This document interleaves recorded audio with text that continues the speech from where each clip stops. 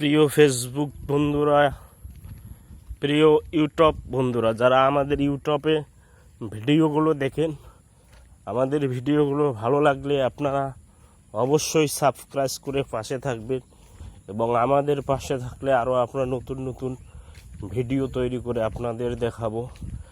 আশা করি আপনারা সবাই আমার ইউটিউব চ্যানেলকে সাবস্ক্রাইব করে পাশে থাকবেন। সবাইকে বলতেছি যেন আপনার মাধ্যমে আমি আরও এগিয়ে যেতে পাই দূরে কোথাও।